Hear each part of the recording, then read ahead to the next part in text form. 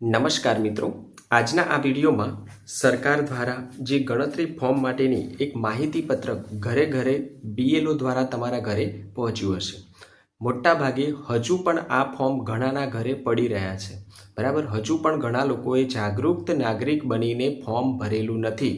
ફોર્મમાં જે વિગતો માંગી છે એ વિગતો ભરીને ફોર્મ આપ્યું નથી, એમાં પૂરેપૂરી આળસ બતાવી છે. બરાબર, જો તમે એક ભારતના સાચા નાગરિક હોવ, તમને રાષ્ટ્ર પ્રત્યે થોડો પણ પ્રેમ હોય, બરાબર, તો સરકાર દ્વારા જે માહિતી તમારી પાસેથી માગે છે એ કેમ માગે છે, શું કરવા માગે છે, આવા બધા તર્ક વિતર્કમાં પડ્યા વગર આ માહિતી તમારે ભરીને ઝડપથી આપી દેવી જોઈએ. બરાબર, ગુજરાતમાં 4/12 મહિનાની 4મી તારીખ એ છેલ્લામાં છેલ્લી તારીખ છે. એના પહેલાં તમારે બધી જ માહિતી ભરીને ફોર્મ આપી દેવાનું છે. જો તમને માહિતીમાં ખબર ન પડે તો તમારો જે બીએલઓ છે, એટલે કે બૂથ લેવલના જે ઓફિસર છે, એટલે કે તમારી પ્રાથમિક શાળાના અથવા તમારી આજુબાજુની શાળાના કોઈક શિક્ષક હશે, બરાબર, જે તમારી બીએલઓની કામગીરી કરતા હશે, એમનો સંપર્ક કરીને અથવા તમને જે ફોર્મ આપ્યું છે એ ફોર્મ જે છે એના ઉપર બીએલઓ અને એમનું નામ અને એમનો મોબાઈલ નંબર પણ લખેલો છે. તમે શાંતિથી એમને ફોન કરીને પણ પૂછી શકો છો. બરાબર, આજના આ વિડીયોમાં આપણે વાત કરવાના છીએ કે તમારે કયા કયા ડોક્યુમેન્ટ આપવાના છે, કારણ કે મોટાભાગે હજુ પણ ડોક્યુમેન્ટ કયા આપવા આ બાબતે ઘણા બધાને અસમંજસ છે અને મોટાભાગે ઘણા બધા લોકો ચૂંટણી કાર્ડ અથવા આધાર કાર્ડ અથવા રેશન કાર્ડ આવા બધા ડોક્યુમેન્ટ લઈને જતા હોય છે, પણ વાસ્તવમાં સરકારે આમાંથી એક પણ ડોક્યુમેન્ટ માગેલું નથી. બરાબર, તો કયા કયા ડોક્યુમેન્ટ માગ્યા છે એના વિશે પણ આપણે ઝડપથી વાત કરવાના છીએ. તો મિત્રો, તમે અહીંયા સ્ક્રીન ઉપર જોઈ શકો છો કે ERO એટલે કે મતદાર નોંધણી અધિકારી એવા મતદારોને નોટિસ આપશે જેમને ગણતરી ફોર્મમાં ભરેલી અગાઉની જે SIR મતદાર યાદીની વિગતો કાં તો ઉપલબ્ધ ન હોય અથવા ડેટાબેઝ સાથે મેળ ખાતી ન હોય. બરાબર, નોટિસ મળ્યા પર મતદારને નીચે મુજબની કેટેગરીના આધારો એટલે કે દસ્તાવેજો પૂરા પાડવાના રહેશે. એટલે આપણે યોગ્ય માહિતી ઝડપથી આપવાની છે. જો તમે અયોગ્ય માહિતી આપશો તો તમને ERO દ્વારા નોટિસ મળી શકે છે. અને નોટિસ મળ્યા બાદ પણ જો યોગ્ય માહિતી ન આપીએ તો પછી સરકાર દ્વારા, ચૂંટણી પંચ દ્વારા જે તે પગલાં લેવાય એના જવાબદાર આપણે જાતે રહીશું.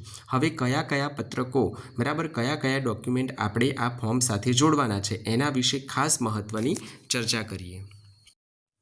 તો મિત્રો, તમારી જોડે જે ફોર્મ છે એની પાછળ પણ ડોક્યુમેન્ટ્સ લખેલા છે, છતાં આપણે આ ડોક્યુમેન્ટ્સને અહીંયા સમજી લઈએ ખૂબ જ ધ્યાનથી. સૌથી પહેલાં પેન્શનનું ઓળખ કાર્ડ, 1 નંબરની જે સૂચના છે તમે સ્ક્રીન ઉપર જોઈ શકો છો.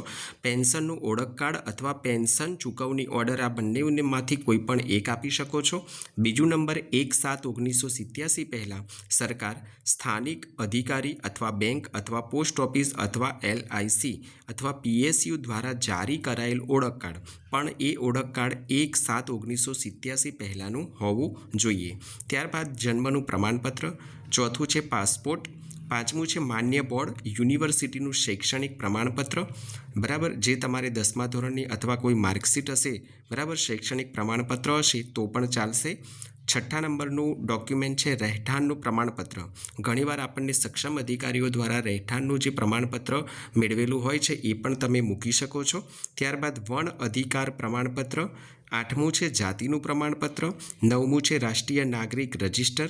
10મું છે રાજ્ય સ્થાનિક અધિકારીઓ દ્વારા તૈયાર કરાયેલું કુટુંબ રજિસ્ટર. 11મું જમીન મકાન ફાળવણી પ્રમાણપત્ર. અને ત્યારબાદ છેલ્લે છે 1/7/2025ના સંદર્ભમાં બિહાર રાજ્યની SIRની મતદાર યાદીનો અંશ. તો મિત્રો, આટલા ડોક્યુમેન્ટ છે, એમાંથી કોઈ પણ એક ડોક્યુમેન્ટ આપણે મૂકવાનું છે. બરાબર, સમજો કે તમારા ઘરના તમે 5 સભ્યો છો, 5 સભ્યોના 5 ફોર્મ આવ્યા છે, તો 5 સભ્યોનું આમાંથી કોઈ પણ એક ડોક્યુમેન્ટ જેની ઝેરોક્સ કરીને તમારે તમારા ફોર્મ સાથે જોડીને આપવાની રહેશે. સૌથી સારામાં સારું તમારે કહ્યું તો કે લિવિંગ સર્ટિફિકેટ, જેને આપણે શાળા છોડ્યાનું પ્રમાણપત્ર કહી શકીએ છીએ, જન્મનું પ્રમાણપત્ર છે, બરાબર, ત્યાર પછી જાતિનું પ્રમાણપત્ર છે. આવા જે ડોક્યુમેન્ટ છે એ મોટાભાગે બધાની જોડે હોતા જ હોય છે. માટે આપણે આવા 3થી 4 ડોક્યુમેન્ટ કે જે બધા જોડે ઉપલબ્ધ હોય એમાંથી કોઈ પણ એક ડોક્યુમેન્ટની ઝેરોક્સ કાઢીને આપણે આપવાની છે. મોટાભાગે ફોર્મ કેવી રીતે ભરવું એ તો આપણને બધાને ધ્યાનમાં આવી જ ગયું છે. તમે ફોર્મનો અભ્યાસ કરશો તો પણ તમને સારી રીતે સમજણ પડશે. છતાં કંઈ ન સમજાય તો કોમેન્ટ બોક્સમાં કોમેન્ટ લખીને પૂછજો, જવાબ આપવાનો આપણે પ્રયત્ન કરીશું. તો મિત્રો આજના આ વિડીયોમાં આપણે જે વાત કરી કે આ ફોર્મ કેટલું જરૂરી છે, ક્યાર સુધી આપણે એને જમા કરવાનું છે, એની સાથે કયા કયા ડોક્યુમેન્ટ એટેચ કરવાના છે, આ સંલગ્ન આપણે વાતો કરી. વિડીયો અહીંયા પૂર્ણ કરીએ છીએ. અસ્તુ. જય હિન્દ, જય ભારત.